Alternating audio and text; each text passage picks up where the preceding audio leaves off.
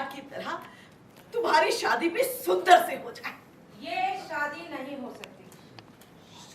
लोग आइए मैम, चल के आइए। सब लोग आ जाओ, सबने आवाज सुनी?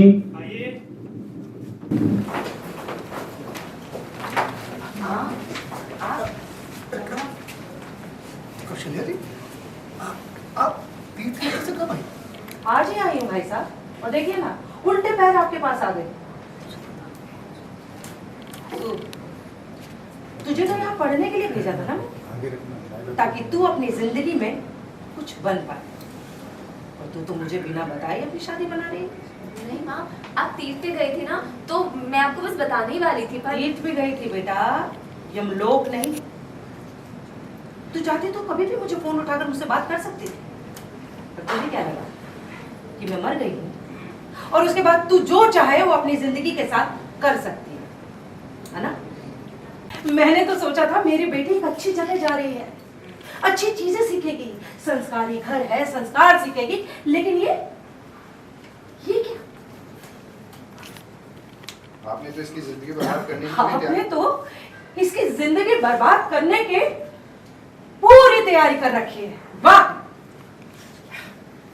कौशल्या जी, मैं आपको सम्मान पूर्वक सूचित करना चाहती हूँ कि आपकी बेटी की शादी किसी ऐरे गैरे के साथ नहीं हो रही है। आपकी बेटी का रिश्ता राघव सूर्यवंशी के साथ तय हुआ है। राघव सूर्यवंशी के साथ हीरा है राघव, जिससे शादी करने के लिए सिर्फ इस शहर की नहीं, पूरे देश की लड़कियां मरी जा रही हैं। आपकी बेटी के तो भाग खुल गए हैं कि उसका रिश्ता राघव के साथ तय हुआ है। इसलिए हमें खरी खोटी सुनाने की बजाय आपको हमें धन्यवाद करना चाहिए और विनम्रता पूर्वक पूछना चाहिए कि शारदा जी बताइए, मैं अपनी बेटी की शादी में कैसे हाथ बटा सकती हूँ? क्या कहा था आपने कि इस पर देश की सारी लड़कियां मरती हैं? सही। अच्छा, एक लड़की ना मरे इस पर, और वो लड़की तो भूख से मर जाए जो इससे शादी कर ले। नाते से हमने अपनी बेटी को आपको दिया ताकि आप इसकी अपनी बेटी की तरह देखभाल कर सके।